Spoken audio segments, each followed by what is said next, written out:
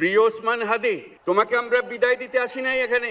তুমি আমাদের বুকের ভেতরে আছো এবং চিরদিন বাংলাদেশ যতদিন আছে তুমি সকল বাংলাদেশির বুকের মধ্যে থাকবে। প্রধান উপদেষ্টা ডক্টর মোহাম্মদ ইউনূস বলেছেন, সব বাংলাদেশের বুকে শহীদ শরীফ ওসমান হাদি আছে।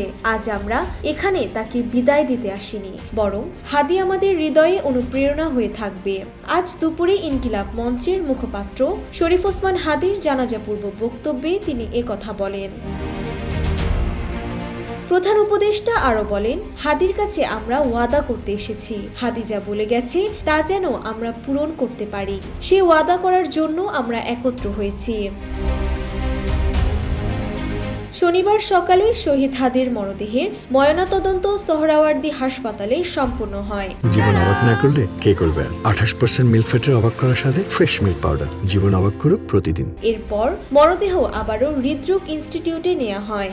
সেখানে গোসল ও আনুষঙ্গিক প্রক্রিয়া শেষে সহযোদ্ধা ও সমর্থকদের অংশগ্রহণে এক বিশাল শোক মিছিল সহ মরদেহ জাতীয় সংসদ ভবনের দক্ষিণ প্লাজায় নিয়ে আসা হয়। সকাল থেকেই সংসদ ভবন সংলগ্ন মানিক মিয়া অ্যাভিনিউ এলাকায় মানুষের ঢল নামতে শুরু করে। বেলা 1টার দিকে ফার্মগেট, বিজয় সরণি ও আসাদ গেট সহ আশেপাশের এলাকায় মানুষ জড়ো হয়।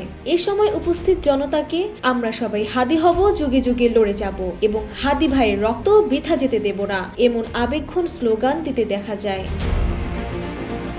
ইনকিলাব মঞ্চের পক্ষ থেকে জানানো হয়েছে, পরিবারের পক্ষ থেকে শহীদ ওসমান হাদিকে জাতীয় বীর হিসেবে সম্মান জানানোর দাবি তোলা হয়েছিল। সেই দাবির প্রেক্ষিতে এবং ত্যাগের স্বীকৃতি স্বরূপ তাকে জাতীয় কবি কাজী নজরুল ইসলামের সমাধির পাশে সমাহিত করার সিদ্ধান্ত নেওয়া হয়েছে। ডেস্ক রিপোর্ট, জয় জয় দিন।